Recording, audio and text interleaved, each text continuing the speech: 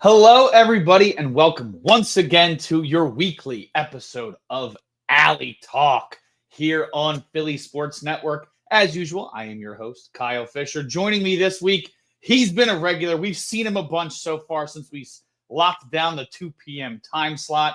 Of course, if you haven't seen him yet, you're going to hear from him in a moment. I'm talking about my man, Chris Babos. Chris, how's it going on this hot Friday afternoon? Doing pretty well. 2 wins in the last 3 games against the Cubs. Definitely will make you smile a little harder heading into a big series against Toronto. Of course. I know how the Phillies are doing, and we're going to get to that in a minute, but how are you doing, man? Tell me how things are going in Babos land right now. It's been a bit of a rough week. I got home from the NHL Combine last weekend. The NHL draft, which was such an awesome experience. Talked to Matthew Schaefer, the potential #1 pick in the NHL draft. There were about, I want to say, 80 some odd players that were there. So it's just such a cool opportunity. Never something I thought I would be able to do. And then getting ready for the Devonta Smith charity softball game Nice. in Allentown. We got our guy Corey Naito. He's going to be up there covering the game as far as I'm aware. But I'm going to get the special privilege of hopping on the field and taking some photos. What? Oh man, that's pretty sweet. Sports Network. So there you go. It's nice to have friends in high places. So shout out to Corey for getting that hookup. I'm stupid excited to not only be able to go, but to potentially be on the field with a whole flock of Eagles towards the end of the month. Well, you mentioned it right at the top. Chris, although he does wonderful work with us on the Phillies team, his specialty is definitely NHL. It's definitely Flyers. So anybody who wants to get flyered up out there, make sure you give Chris a follow. His handle is right there on the screen at @CBabosWrites. Make sure you give him a follow. He's a wonderful addition to the Phillies team. Started with PSN on the Flyers side and is just expanding, covering everything for us. I'm going to have to talk to you and Corey offline.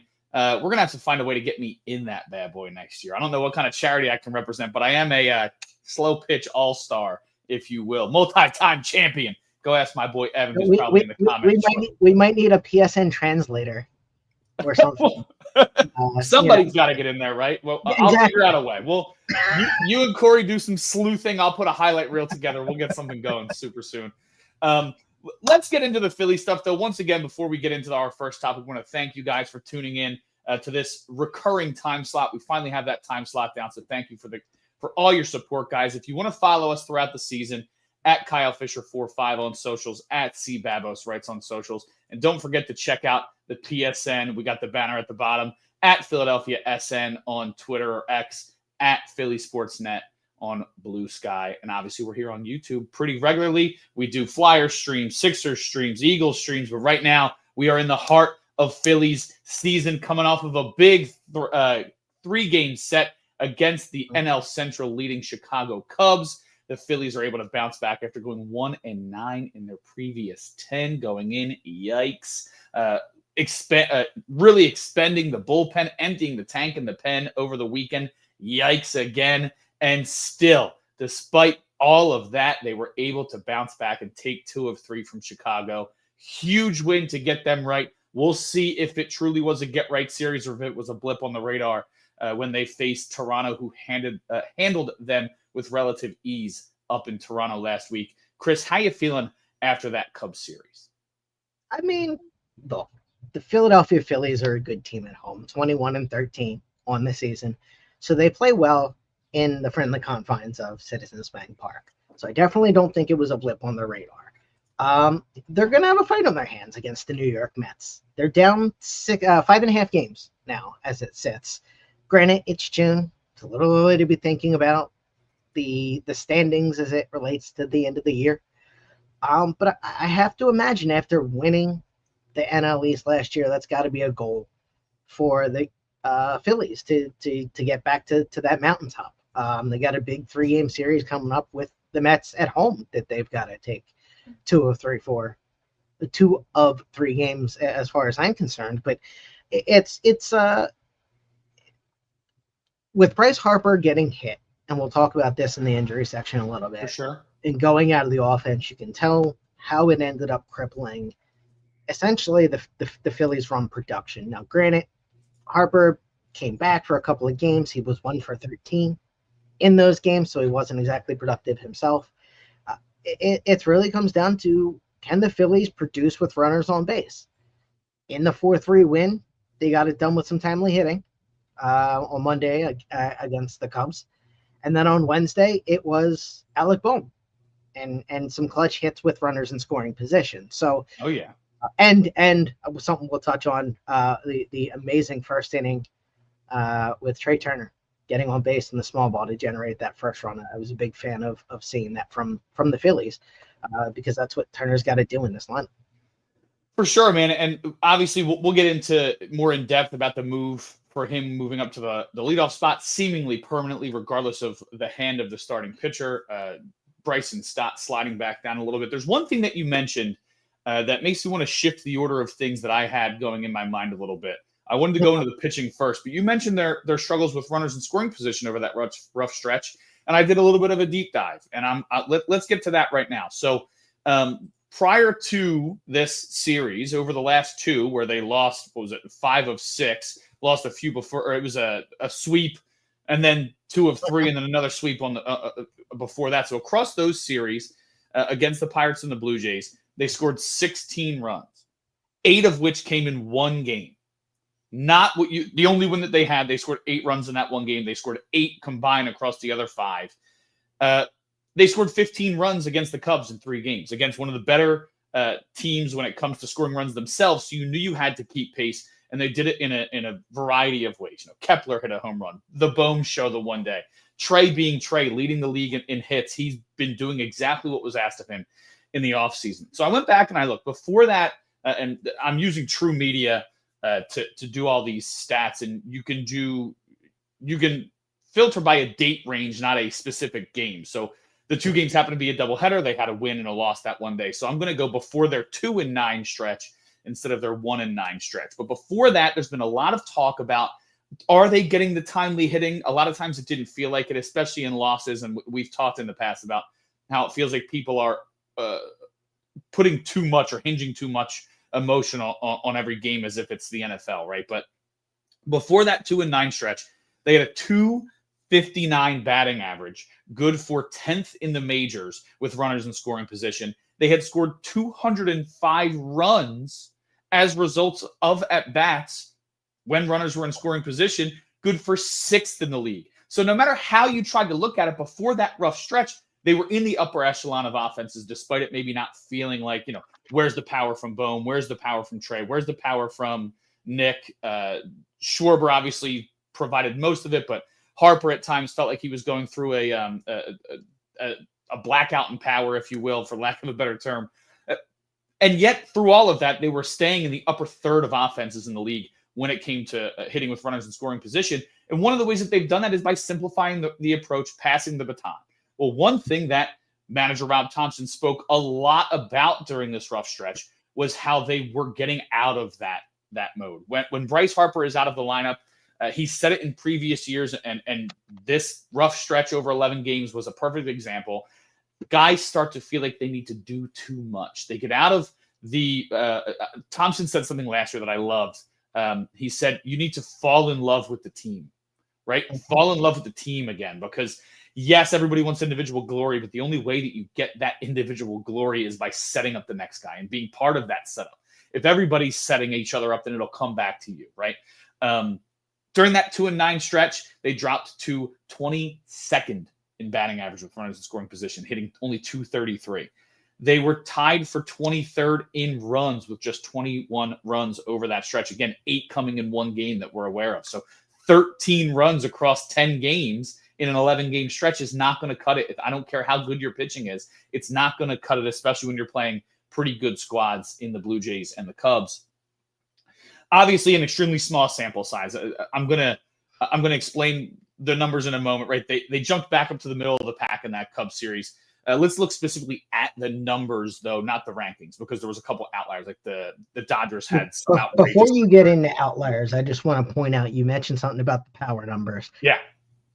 Kyle Schwarber's got 21 home runs. The Phillies sit middle of the pack of the league with 71 home runs this season, which gives Kyle Schwarber 30% of the entire total. Oh, yeah. Of the Phillies home runs this season. So at some point, you have to imagine those numbers are going to level out because, in all honesty, Alec Boehm's got 20 home run power. Bryson Stott, probably 15 home run power. JT Romito is probably good for 10. Some of those numbers, as the weather starts to heat up in Philadelphia, you're going to see hopefully some of those numbers creep up. And if some of those numbers have runners on base, it's going to make a big difference in some of these totals that you are seeing, particularly over the 2-9 stretch you're talking about. They just weren't scoring and they weren't getting any kind of production with runners on base. Not for sure, no production, but very limited.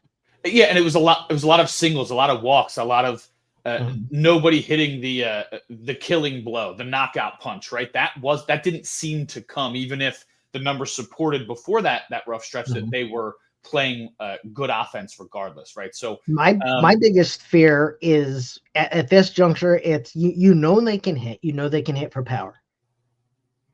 They have to show that they can continuously hit for power. That's the key. I mean, right? That's fair. Can they continue to do what they're doing? Because what they're doing and what the Phillies did against the Cubs and just manufacturing runs, particularly like they did on Wednesday, that's how you win games in the postseason. By really generating runs in any way that you can, using your speed, using your Trey Turner, using your Rojas, using your Marsh, using your Sosas. That the Phillies have some better legs on this team than I think they're given credit for. It's just getting those players on base, and then I think letting them run, giving them that opportunity to swipe that bag, could go a very long way in trying to avoid the double plays, which is kind of one of the bigger problems is all of those ground outs that they have. It's a lot of ground balls, but I'll say that if you continue to put the ball in play, that means a lot. I mean, look at what they did. Whenever I think about passing the baton or whatever general phrase you want to use, whatever coach speak phrase you want to use or reiterate that Thompson's been saying, is look back at that 2022 run. They faced up against a strong Cardinals team that at all four positions in the infield had Gold Glove caliber defenders. And by putting the ball in play, hoping, forcing them to make the out and make a play, they were able to get through. They made Nolan Arenado, one of the greatest defensive third basemen of all time. They forced him to make an error. They forced Goldschmidt to make errors. Segura's ball should have never gotten through the infield, and it did because they put pressure on the defense and made them feel the pressure, made them make the play. So you're right. This method of ball playing that they've had this year doesn't feel as exciting because maybe they haven't come up with that big killer blow, but it will pay off. Don't lose that team mentality. Don't lose that pass the baton mentality. Don't try and be the hero. Pass it to the next guy, right? If you all think that way, even if it's mostly singles, walks, whatever, you're setting yourself up for success. The more base runners you have on, the higher likelihood you have of them coming across the plate. I mean, it's just math. There's not more complicated than that. Obviously, you need guys who are ready for the moment, right? And that's where we can talk about trade deadline, or you hope that Kyle rebounds a little bit. We know that he had the home run and the walk the other day. That could be the spark that he needs to kick off the normal exciting June that he has. Obviously, they're going to need their big guy back in Bryce Harper, and that's the most important thing. But well, do we want to talk about that, or do you want to go into the stats there? We'll get into Bryce and Nola. We're going to gauge, if you guys want to get your comments ready, we're going to gauge everybody's concern level. How concerned are you about Nola and Harper's injury status? We'll get into that later. I want to finish up our conversation about this Cubs series because it was important in a lot of ways for the pitching side as well. We know that they bounced back a bit on the offensive end. You did the recap for the game on Wednesday, and that game was Luzardo's bounce back game. Does that mean that he's back fully? We don't know. I think everybody was pretty surprised how well he did in the first 11 starts. Not that he didn't have that in there, but everybody was excited to see how he would rebound after a historically bad 2-start stretch, giving up 20 runs in less than 6 combined innings over those 2 starts. He was great on Wednesday. I'm going to give a quote from Rob Thompson that you included in your recap over at PSN. He really executed today. Pounded the strike zone. Changeup and slider were both really good. Lots of weak contact, a lot of swings and misses. He was fantastic. And Chris, I don't think you can put it any better. He was absolutely fantastic. Mm-hmm. What were your thoughts on Luzardo's outing Wednesday afternoon? You know what really helps a pitcher who's struggling settle down? A 3-run lead in the first inning. Yeah, that'll do it.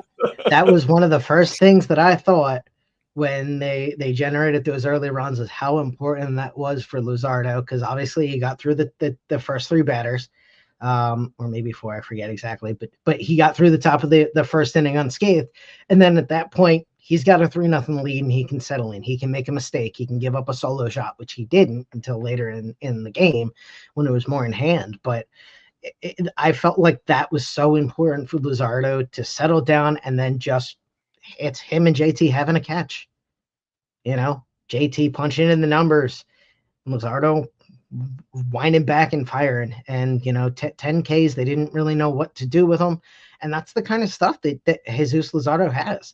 He's gonna be an unbelievable weapon if the Phillies make the playoffs, because he's got that kind of stuff, especially as a lefty, that is just really hard to find. Yeah, man, hard throwing lefties are not out, especially ones that aren't in the bullpen, are really difficult to find. I mean, it's obviously becoming more common as everybody starts to throw faster, but he was electric Wednesday, and against that strong of a team, whatever factors you want to put into it, Cubs on the road last day before an off day, Luzardo just feeling himself out there, but it was a marked improvement over those last 2. A ton of swing and misses. One thing that was really interesting.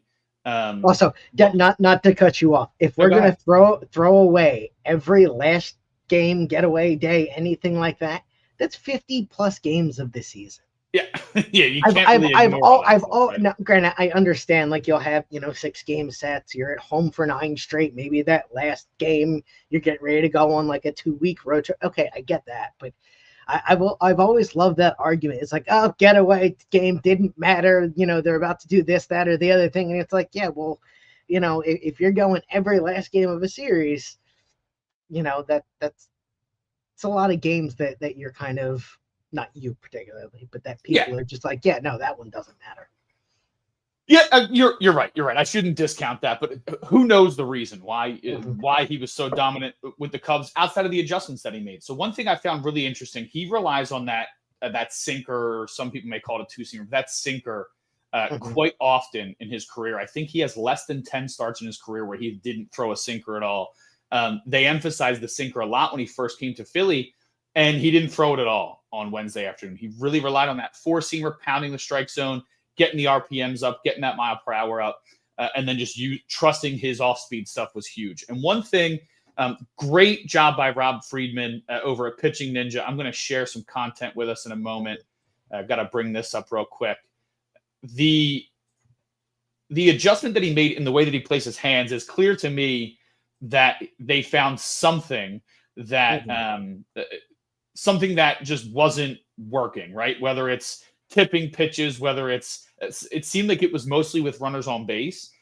This was an adjustment that Fried broke down. So on the left is what he was doing over his last couple starts. This is with a runner on second base. So you can see here how much lower the hands are. And when he separates his hands, I'm going to press play in a moment. You'll see it. But when he separates his hands, he brings his hand down. You can really see the grip on the ball. I know that it's quick timing, but if they can give a quick hand signal to the guy up at the plate, whether it's him, whether it's the first base coach, this is a specific example of a guy on second base that Rob brought online, but there had to be other things that they saw, and you can see on the right what his hands looked like as a result. So I'm going to press play real quick just to show.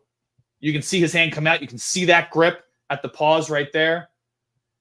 On the right, his hand was buried, right? You still kept that hand buried. So let's break it down again real quick. You can see when he brings the hand up, look at how much bigger the glove is on the right. They gave him a different glove. His hand is hidden way more. So the first base coach can't see that. The guy on second can't see that.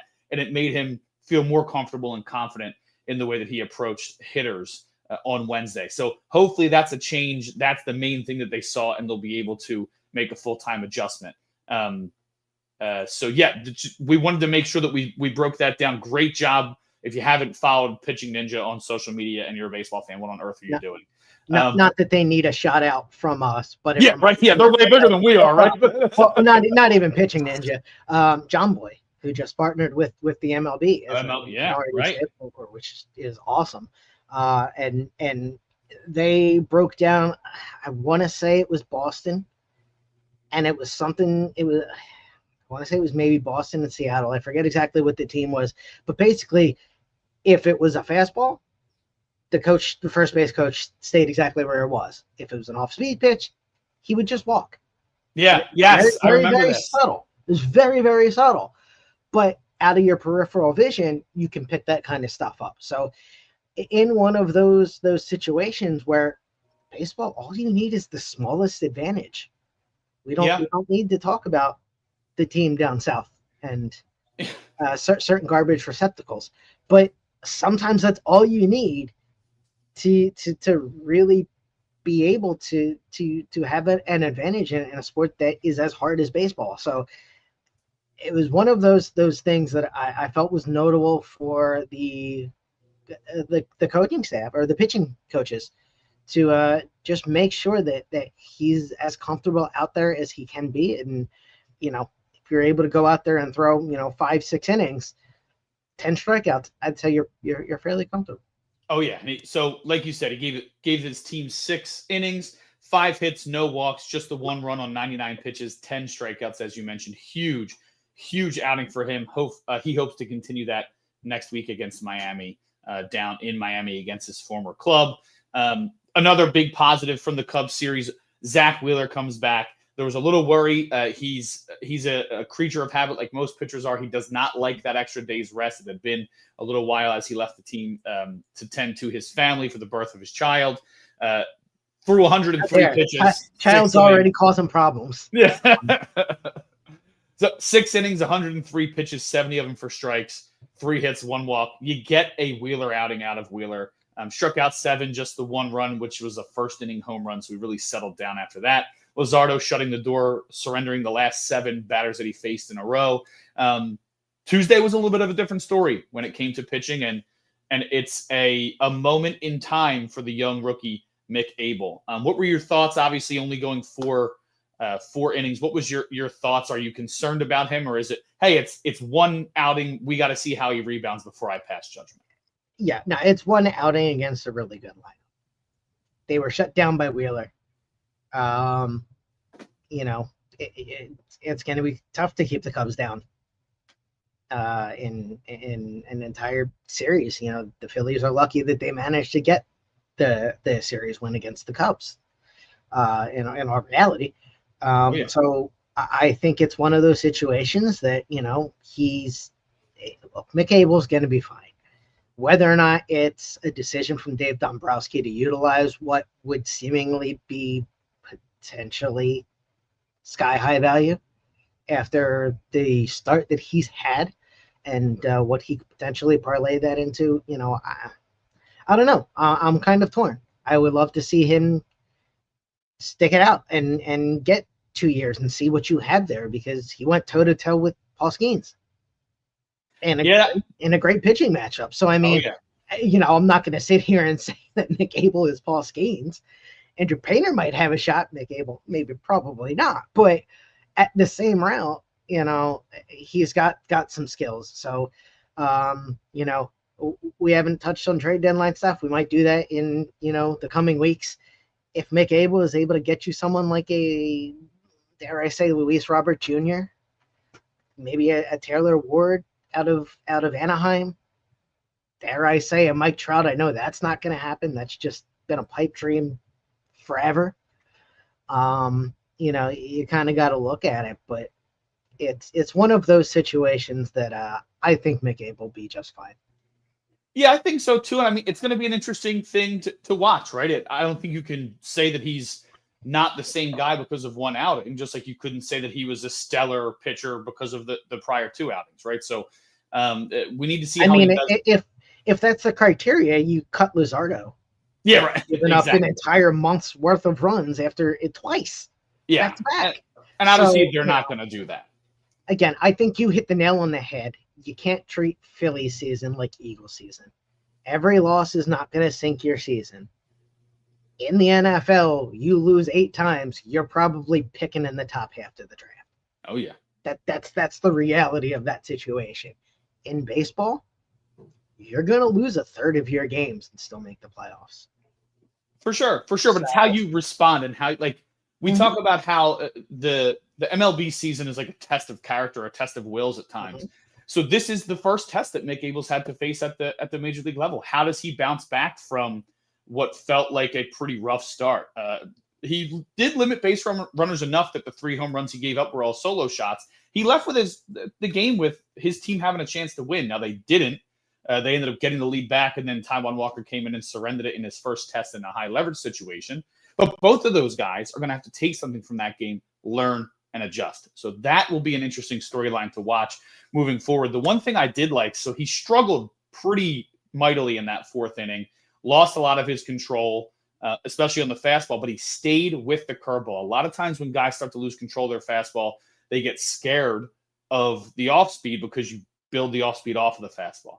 He still felt confident in that curveball, got Kyle Tucker to swing at a high curveball, struck him out to get out of the jam, and left with his team still had a chance to be victorious. Alex in the comments over on the YouTube channel, thanks, Alex, for checking in. He said if I can get a decent bag, I trade him in a heartbeat. I don't disagree. I mean, like you said, his value is probably at an all-time high, especially after really struggling down in the minor leagues last season. But the one thing that I would say that I found interesting, I was listening to Starkville on Tuesday earlier this week. It was earlier this week, and they had the GM for the Seattle Mariners on, and he spoke about the trend for them has been, they have all this pitching and all this young pitching coming up behind them, and they need offense. Are they going to trade one of these guys to get a solid power bat in the middle of that lineup? And he said because of the importance of pitching, he's never felt comfortable moving on from depth because of the high rate of pitcher injuries now. How much depth is actually an appropriate amount of depth, right? Right now, it feels like the Phillies have 8 starting pitchers, right? With the 5 that they have right now, Nola on the IL, Painter on his way, and Taijuan Walker in the bullpen was pitching well before he got moved there. But there's no guarantee that Walker bounces back and pitches like he did in the beginning if you need to put him there. There's no guarantee that Painter reacts well to his struggles in AAA so far and is truly ready in July. There's no telling of, Aaron Nola has faced 2 setbacks in his recovery so far. He had the ankle that got him there. He had a sickness, and now he has a stress reaction in his ribs. The guy's not even going to pick up a ball until mid-June, late June. There's no guarantee that you have all that depth. So you're going to have to see how this plays out. I would imagine that Abel will be a part of these conversations, but I wouldn't rush to think that he's going to be a guy that they flip because they need to survive and get there, right? If you can use Mick Abel as that bullpen arm because you get outbid by the Mets or the Braves or whoever else wants to go get some of the top-end relievers, if you can use some of the guys you have as available options in rotation back there, you may find yourself in a position that you need to do that. So obviously we're going to have to see as we get closer to the deadline. Dombrowski's not been afraid to trade for deadline closers. David Robertson, they made the big trade with Texas where they got Lorenzen and was it Ian Kennedy. They traded for 2 relievers last year. So they've made moves for bullpen pieces at the deadline before. Alex responding to our comment, you might be just this year at this point based on the window. If it extends to next year, it's a very similar team. Got to try and win this year or next year or the window's closed. Now, I'm not so sure. Now, a lot of people have been talking about that window closing. And the one thing I'll say, Alex, is that, and Chris, let me know your thoughts on this. If they move on from Abel, the window might be shrinking. But if you keep a young controllable starter for a couple of years, maybe you extend that window as Wheeler gets older. We'll see how Nola bounces back. We'll see, as Suarez potentially moves on as a free agent in the offseason. So maybe keeping some of these young starters and young players instead of flipping them extends that window around your long-term guys in Sanchez, in Turner, and in Harper. So we'll see. They have a lot of money coming off the books. Maybe they feel comfortable keeping the young talent and saving that money to land the star that they need instead of trading assets to get it. But time will tell what Dombo decides to do. it's pretty rare to have both an infield and outfield prospect ready or projected to be ready in around the same year. And in this case, I'm talking about Aiden Miller. I'm talking about Justin Crawford. Personally, I think Schwarber's power is too important to this lineup to just let him walk. Also, I think he's just too important to the culture of the team. Just from the little bit that I've heard being around the facilities. But it's one of those things that I can understand if the Phillies balk it paying another $20+ million to Kyle Schwarber to keep him here when they're like, hey, we want to take a look at Crawford, take a look at Miller. I thought that the game for Bohm, the 4 RBIs, is a big game because if he struggles, I could see a team like potentially Detroit being like, hey, we need a third baseman. What can we do to get Alec Bohm out of there and give him a fresh start? And Detroit has some pitching. So. And I'm look, I'm not a big fan of that. I actually really like Bohm. But could Trey Turner slide to third? Could you trust Sosa? Could Otto Kemp land there because he's played there a little bit?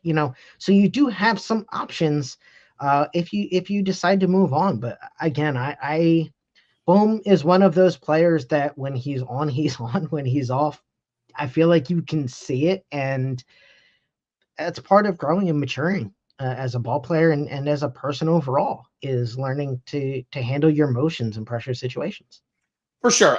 Alec Bohm, there's been a lot said about his lack of power, if you will, air quotes for those who were just listening. If the guy is near the league lead in doubles again, do you care if he hits 12 That's homers? Power to me. Do you care if he hits 15 homers, if he hits 42 doubles? I don't care about that, right?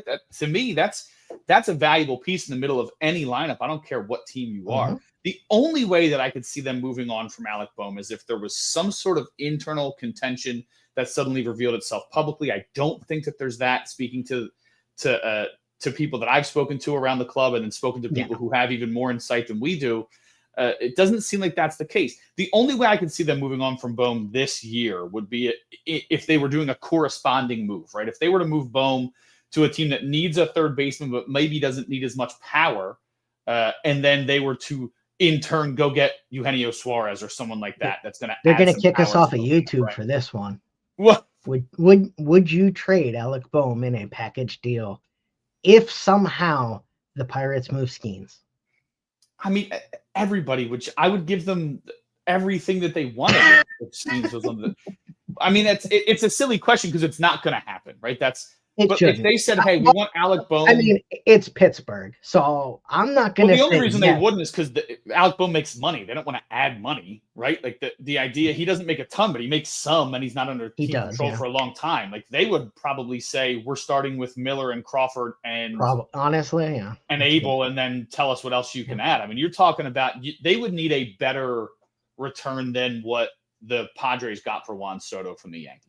Yep, and that's what the Nationals got from the San Diego for Juan Soto. It would have to be something even crazier than that. So it's a fun topic. I'm not even, Chris, I hate to do this to you. I'm not even going to entertain it because it's not. We just entertained it. We just had the entire conversation. Yeah, I mean, I guess whatever. We entertained it for a moment, but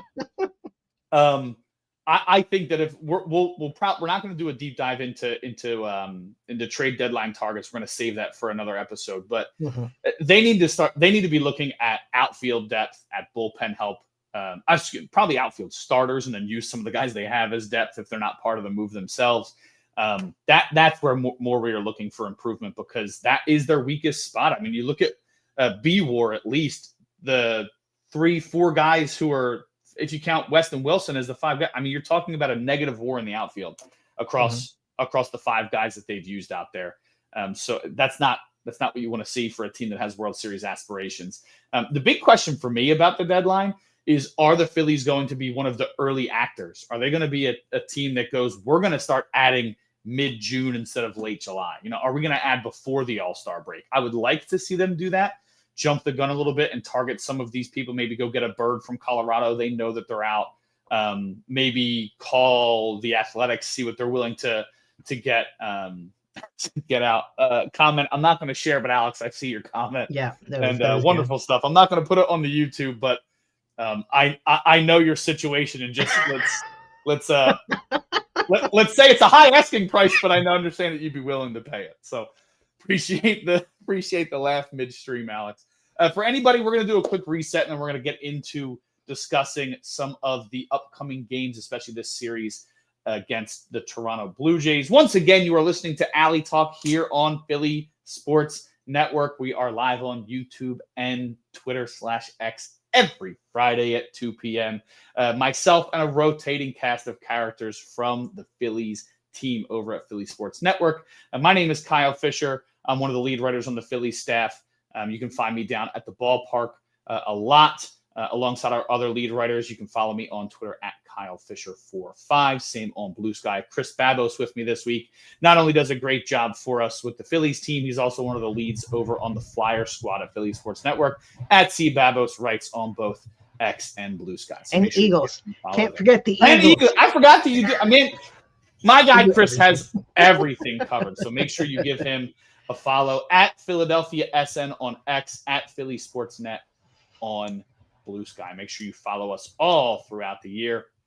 Do you know who's in the booth for us tonight for the Phillies? I want to say it's Matt Watson. It is one of our other lead writers. Matt Watson will be down there, so make sure you give him a follow at Matt Watson Media on X, and he will bring you all the news, latest and greatest from tonight's matchup. I get Wheeler Day on Sunday. I'm excited. Yes, sir. I'm excited to get a Wheeler start. You can never be too excited to see one of the best pitchers in baseball. Just to give the peoples a peek inside, we schedule stuff well in advance as far as when what games you're seeing, so you don't really know what the pitching matchups and everything are unless you really sleuth it out. But generally speaking, it's just like, all right, cool, we'll see what kind of a day it is.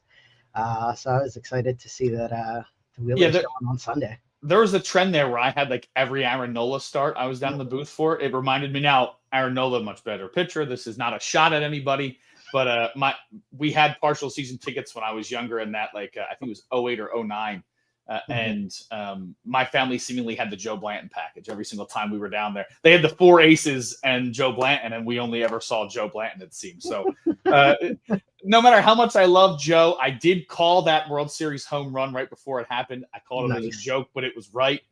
And I had witnesses. I swear I had a witness. If he was in the comments, he would attest to it. My buddy Anthony, he was there. He heard me say it right before he hit it. So I love Joe. Special place in my heart. But every once in a while, you want to see Cliff Lee or Roy Halladay or Cole Hamels. Damn it.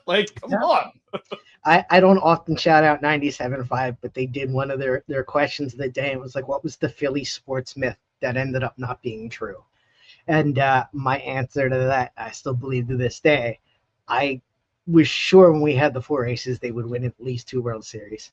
Me too. And that was what my answer was. And I mean, look what happened. I mean, the year that they won, they had Cole Hamels and a midseason acquiring of Joe Blanton. They didn't even have Cliff Lee yet. They didn't even have Roy Halladay yet. Yeah, they got back there in 09 with Lee and Pedro Martinez, but they kept adding pitching, and it turns out they needed some offense. So, but we're not here to talk about the past, Chris. We're not here to talk all the way back then. We're not here to relive the glory days. We're here for today, and today's matchup is going to see Kevin Gausman, a veteran right-hander for the Toronto Blue Jays, toeing the rubber once again against the Phillies. Has a lot of experience against the Phillies. I mean, hell, the guy has a lot of experience against everybody at this point. Been around the block quite a bit, despite only being 34 years old. Makes me feel extra old that I said he's been around the block a bit and he's 2 years younger than I am. But the Phillies managed to miss him when they faced the Blue Jays up in Toronto recently. So it'll be interesting to see what he does. How you feeling about tonight's game? I'm going to pull up his numbers and dive into it for some people. But how you feeling about tonight's matchup, Gausman versus Ranger Suarez? 4.35 ERA on the road this season. So, in reality, you should be able to scratch a couple of runs off of them. You would hope. I trust Rangers stuff. You're probably not going to get a shutout. But if Ranger can get out of it, 2 to 3 runs allowed, 6-7 innings, I think your bullpen definitely still needs a bit of a rest. And just how taxed they were during that stretch before the Cubs. So, I feel fairly good against a Blue Jay squad that's better than I thought they would be this year. 38-30 is the record this season.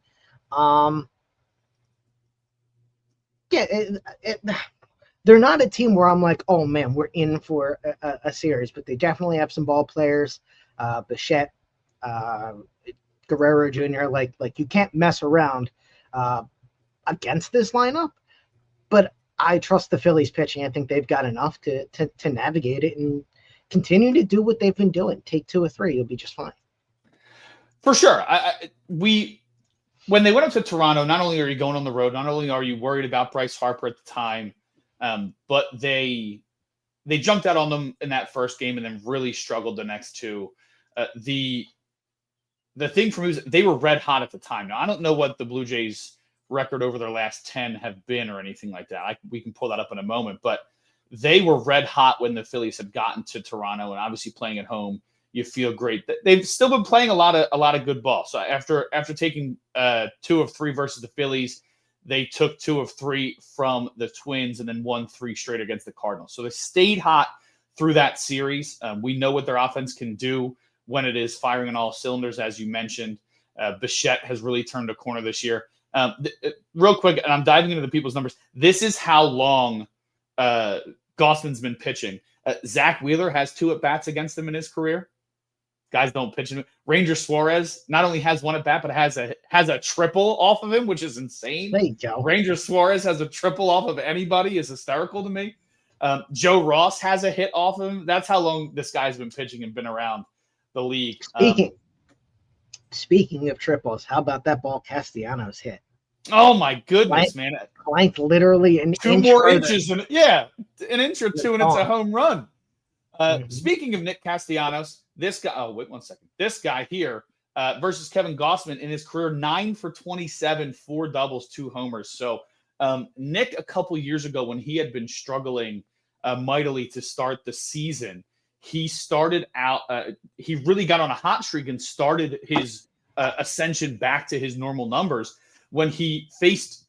It was Joe Musgrove out in San Diego, and he had great numbers against him. And when I had a chance to speak with him briefly that season, I said, what is it about a guy that you're familiar with that can really get you going? And he said, it's not so much about the guy, right? It's not so much about one guy, but it's really about being comfortable in general. And sometimes that can be the thing that triggers you, is being comfortable in the box against somebody. You really get your feet planted, get your feet set. The heart rate slows down. I'm paraphrasing here. We know that Nick is not a man of that many words, but it really is slowing everything down and settling in. So maybe against a guy who he has 9 hits against, 6 of which are extra base hits, that can get him going and turn some of these singles into doubles. Thanks, Tommy, again with the comment in Toronto 8-2 in their last 10. So I mentioned I wasn't sure. He brought that for us. Thank you to the crack YouTube research staff out there for us. I didn't see this one. Don't have to answer this yet. Are the Blue Jays the most disappointing team in baseball over the last 5 years? We'll get to that in a minute. We will get into that. I'm going to star that and save that one for a minute. But definitely something worth talking about with how stacked they seem to be at times. Kevin Gausman, again, just the team has a 2.52 ERA against him. Kyle Schwarber has 3 homers against him and only 12 at-bats. JT Realmuto has taken him deep. A couple guys, maybe not the highest batting averages. Max Kepler's hit 267 with a homer off him. So we have guys who have a bit of experience against Gausman. They didn't see him last week, and hopefully they can get things going tonight. On the flip side, Ranger Suarez, outside of that first start, has been money. Chris, what are your thoughts on Suarez and how good he's been over this recent stretch? 4-1 on the season, 2.7 OERA, 43 innings pitched. So, I mean, you, generally speaking, know what you're getting out of Ranger Suarez. There's something incredibly important about that. And just so far that he's reliable.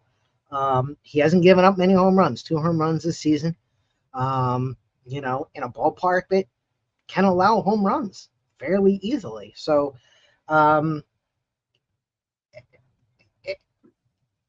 it's one of those things that you generally speaking know Ranger's going to go out and deal.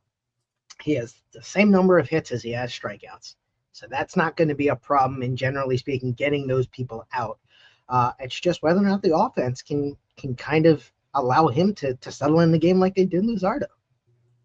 For sure. And if you remember, that first outing was pretty brutal, right? He came off the injured list, 3 2/3 innings, 7 earned runs, really rough outing. If you take that one out, and I know that whatever we talked about, you can't just eliminate games, but if you take that one out, the 6 starts that he's had since then, he has a 1.36 ERA, Chris. A 1.36.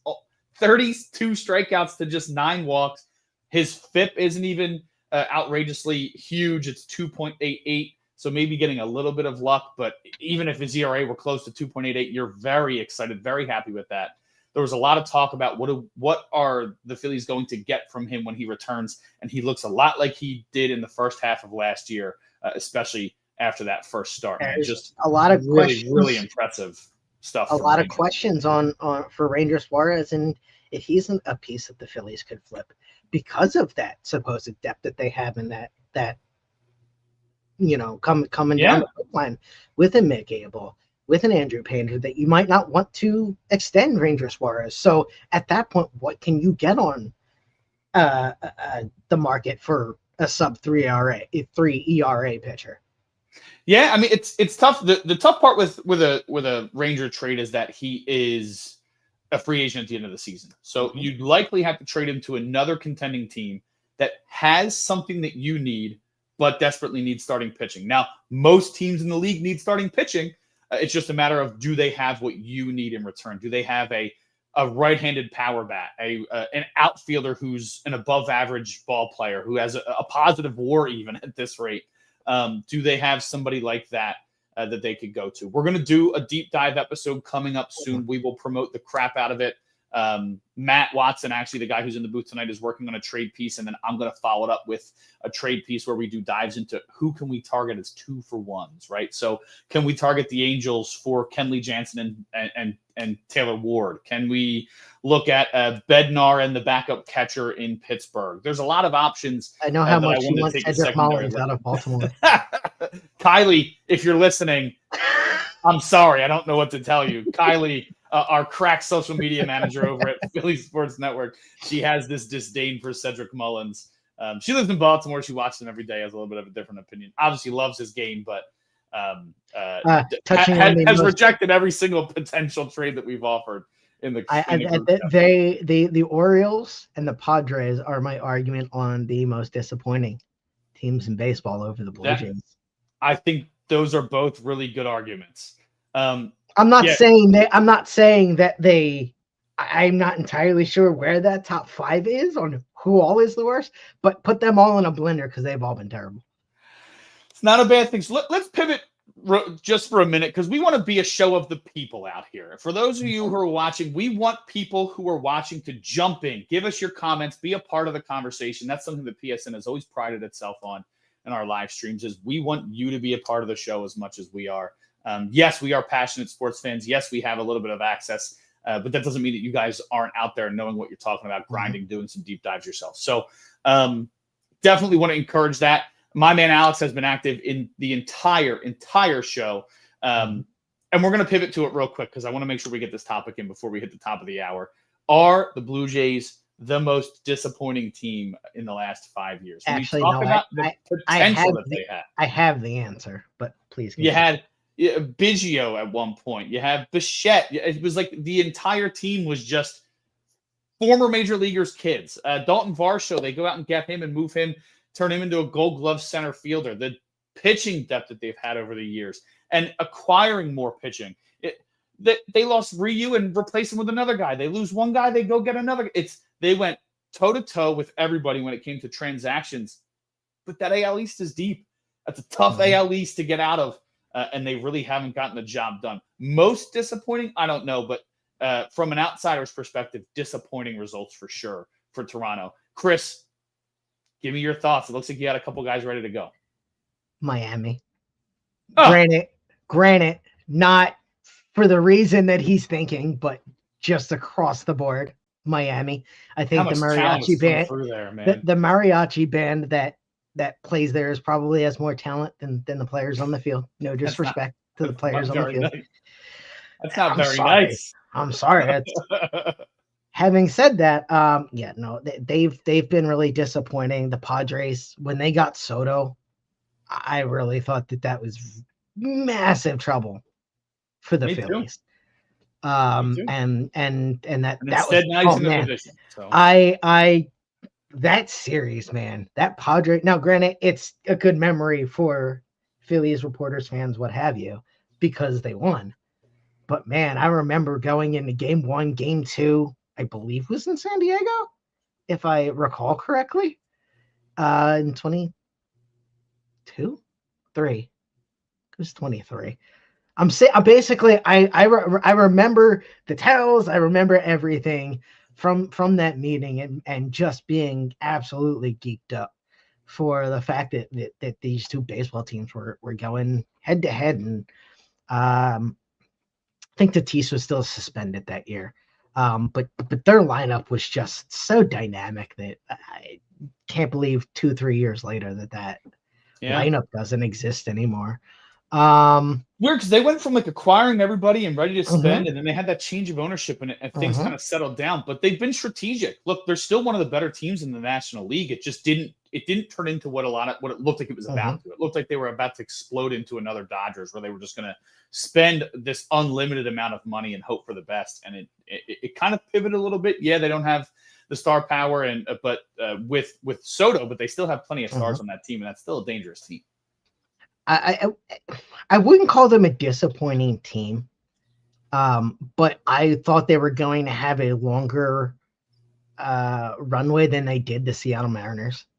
Yeah, well, they think they're still there, man. That pitching will keep you in, I'll tell you. The pitching will keep you in, but are you going to truly be able to contend with? Okay, I guess the Astros, which isn't really as hard as it has been in some years. Yeah, it's a tough one to get behind. Also, the fact that they've never made a World Series. For how good they feel from the outside, they're under 500 right now, right? They still have a negative run differential. So how good that pitching is, they clearly need some help on the offensive end. So that's a team disappointing, but most disappointing, I don't know if I'd go that far. I think you're looking at, Toronto. I actually liked your headspace with Miami. I think that them to see the litany of talent that's come through there that they haven't kept just because they don't feel like it or they don't want to spend the money or whatever the case is. It's an ugly franchise to watch. Kansas City with Bobby Jr. there. They're on the rise there, but what do they need to do in order to like they have a winnable division? I mean, the biggest ones, I guess, you got Cleveland there, you've got Detroit there. The White Sox. Yeah, I mean, it's weird that they find themselves in 4th place too, man. That's a strong team, but baseball. Yeah, right, exactly. Well, Alex, thank you for the sidetrack. I do want to get back to the Blue Jays series. So we know about game 1 tonight. I'm feeling pretty confident in the Phillies in that game. We have Bowden Francis, who the Phillies did see. That was their one win in the 10 games prior to the Cubs series. They jumped all over Francis, scoring 7 runs, 6 earned in just 1 2/3 off of Francis, off of the young right-hander. So time will tell if we see that again. The Blue Jays did not see Christopher Sanchez in that series in Toronto, but he does have a little bit of experience against some guys. Has held overall the roster to a .204 batting average, allowing just 1 home run off the bat of Davis Schneider, who probably won't get a long run.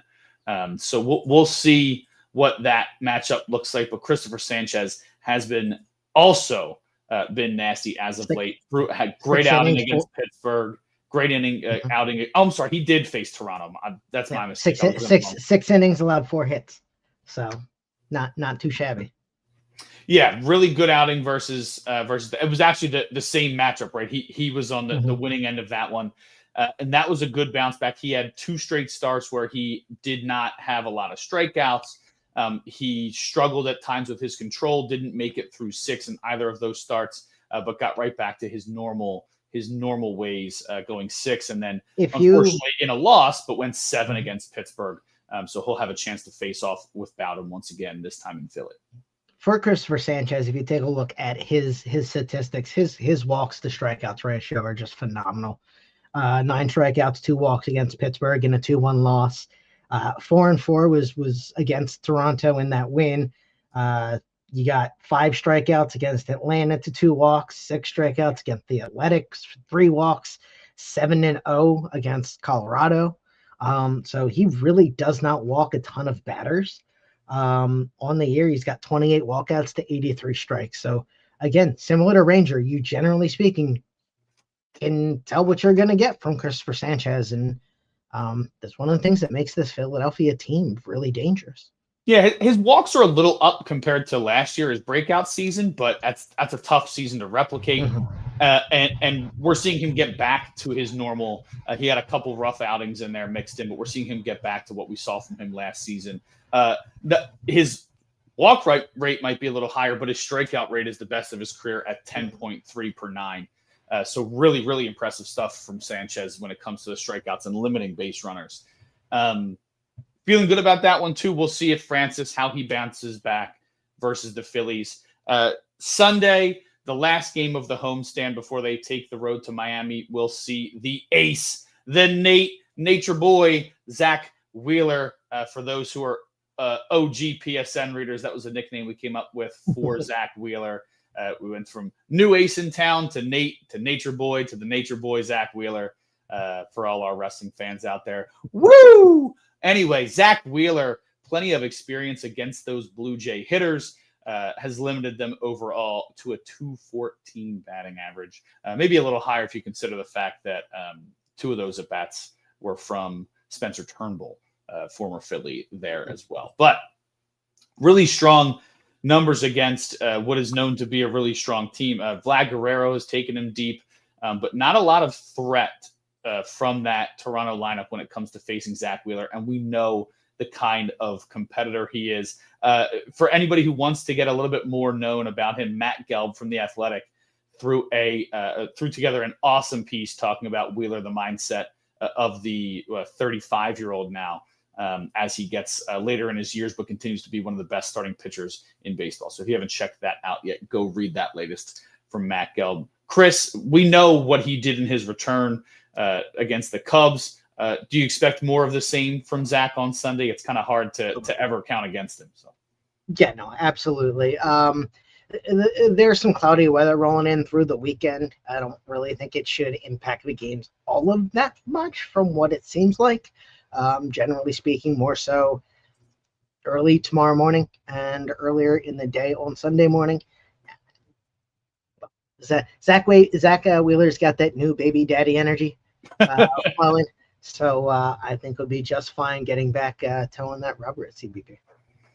And he'll be opposed by Jose Barrios. Barrios, strong numbers against the Phillies, pitched really well against them in Toronto, 6 strong, only allowing the one earned run. I believe it was 5 Ks, a lot of ground ball outs. That's what he does. Yeah, Barrios, I mean, he pounds the zone. He gets you to get yourself out. So we'll see how that game plays out from an offensive perspective. I'm way more interested in what they do on offense this weekend as opposed to what the pitching is going to bring, because this whole week, really, these guys for sure. This whole week, really, you've got the 3 game set against Toronto, and then you have to travel to Miami for 4 before coming home and playing the best team in the division, the Mets. So if there's ever a trap series, the one that has tickets as low as $8, according to ESPN.com, down there at in Miami. That is a trap series written all over it, sandwiched in between a pair of good teams. Now, one thing that's interesting, right? Because we're going to touch on. We'll give examples of who those players might be coming up, but all the experts talking about the trade deadline seem to think that the Phillies and the Mets are going to be in the market for the same type of pitcher, and that is a high leverage reliever. And I think that it's been known that that's what the Phillies need. Yes, there have been a few blips as far as the starting pitchers are concerned. And when you think of the Mets, I feel like you think more about offense. Phillies, like you mentioned, are 5.5 games behind. But when you look at where it gets a little more interesting, right? Phillies are supposed to be this dominant pitching staff, at least in a starting staff. If that is true, their bullpen has struggled enough where they have 295 runs against. That's 71 more runs against than the Mets have. And before the season started, we talked about how that was kind of a crapshoot put together last second starting staff from the Mets. So they really do need to find that pitching to slow them down. The Mets, when I think of them on paper, I think of Lindor, I think of Nimmo, I think of obviously Soto, you think of Alonso. You think of this high-powered offense, but the Phillies only have 7 less runs than them scored this season. So it'll be really interesting to watch what they do. I think they're going to have to outbid the Mets for some of these high-leverage arms, because if the Mets feel like they need pitching, and they're already pitching it a lot better, at least preventing runs better than the Phillies are, it'll be pretty astounding or it'll be pretty important for them to not let the Mets add another strong arm to the pen at the moment. It's plus 95 run differential for the Phillies, for the Mets, plus 17 run differential for the Phillies. So definitely something important to watch. Chris, what are your thoughts on the pitching staffs? Is this sustainable for the Mets as far as pitching is concerned? And are the Phillies going to have to overpay for some of these relievers out there?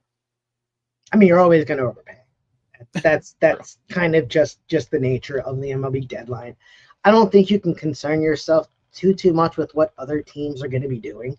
Like, yes, you might be competing for the same athletes, but at the end of the day, you're going to have your line in the sand, and hey, I'm not giving up this for that. Could you end up getting pushed and having that flip? Yeah, sure, but in reality, I think Dombrowski is going to have his targets on who he's looking to acquire, and I think they're going to do their best to go out there and add to what they feel they can do in the scope of what the organization already has plans for. So while I definitely think that they will shop for the relievers, and I'm with you on I'd rather them get it done sooner rather than later, because the closer you get to July 31st, the higher and higher prices usually tend to get until the bottom drops out. And then all of a sudden there's tons of relievers and nobody to trade for them. So that's always the risk that you run as one of those teams that are out there as sellers. But realistically, I think it's a matter of finding the right fits for the ball club, gathering as much information as you can. And while it's very easy for us in the media and fans to treat the situation like MLB The Show, like Madden 25, there's real human beings on the other end of these discussions, and you have to get the right people for the clubhouse. And that's where somebody like an Austin Hayes, who didn't seem to work here last year, yes, he was injured, and then goes to Minnesota and has some success. Cincinnati. That's Cody is the one. Yes, Cincinnati. I feel like those things are outliers because there's no guarantee that they re-sign Hayes, give him another run in left field, and he has a similar experience because he doesn't vibe with for whatever reason. So I think the Phillies will be fine. Maybe they trade for him again this season. Who knows, right? I mean, there's a lot happens. Obviously, I would be turning off my Twitter that day. I would not. I'm not talking to Kylie that day for sure. Okay. I'll tell you that, Kylie. I know you're our homie, but not talking to you if they retrade for Austin Hayes. She'll go ballistic, positively and negatively, just because she can. I do want to throw one out there, and who do you got? I don't know how creative Dombrowski would have to get for this one. Harry Ford from the Mariners. He's a backup catcher. He's the number 5 ranked prospect in the Mariners system. He's a catcher. He's blocked by Cal Riley. That's a situation where I'm not going to say low value, because if you're a number 5 prospect in an organization, you're not low value. Yeah. But they're going to have to either move him or change his position. And if he's going to stick a catcher, there's a team on the East Coast that could potentially need to fill a backup. Yeah, I mean, it's not a bad idea. I think, they also have options where they could move Raleigh somewhere else just to keep his bat and move if this guy's a better defensive catcher. We'll have to see how that plays I out. haven't looked into that, but as I was doing my research, like, that's an interesting one that, like, if they manage to finagle that, I'd be pretty happy about that, because finding those catchers, I mean, heck, it required a trade for Stubbs from the Astros to fill the position for 2 or 3 years. Right. So, if he's somebody you think that works in that locker room and in that lineup, it might be a worthwhile investment. Well, it'll be interesting to see for sure. We're definitely going to have some deeper talks about trade candidates moving forward.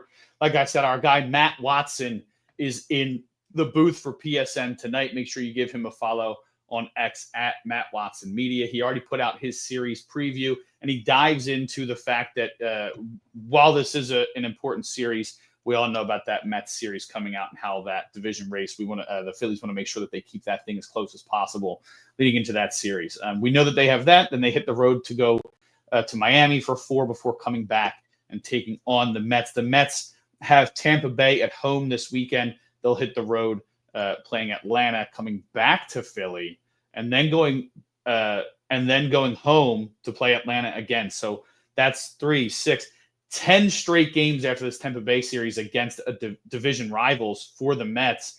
We'll see if the Phillies can take advantage of that tough stretch. A lot of national games. Apple TV on that Friday next weekend. Fox game of the night on Saturday. ESPN game of the night on Sunday. So you go 7:15, 7 o'clock starts next weekend. Unusual for the Phillies. Huge spotlight on the club that weekend. So we'll have to see if they can keep things close between now and then. Shout out Tiffy time. That was so bad. It was I just had the name too. She put out there herself. I gave 50 Cent a run for his money though. That was the joke I was going to make until I forgot her name. It was close to one of them, man. Tiffany Stratton, WWE superstar, women's world champion. She had a horrendous first pitch for the Mets. Maybe some of their pitchers will pick up on that and they'll start throwing a little wild. That ball had a first class flight ticket out of LaGuardia. Jeez. That was pretty good. Chris, I think that right there is the sign that it's time for us to wrap it up. Yeah, I think so. So to everybody who was watching out there, thank you once again for tuning into Alley Talk. Like I said, every week, Friday at 2, we'll give you a recap on the week that was, a preview of the week that will be. Exciting series against the Blue Jays this weekend for the Phils. Give Matt Watson a follow at Philadelphia SN, a follow on X, on Blue Sky at Philly Sportsnet. Myself, my handle's down here. Chris, his handle's down there. Follow us all season long for Phillies, and then Chris will give you some Flyers and Eagles love along the way. I'll give you plenty of NFL stuff come the fall. But in the meantime, we are all Phillied up. Make sure you give us follows on the socials, follow along all season long, and join us next week for another episode of Alley Talk.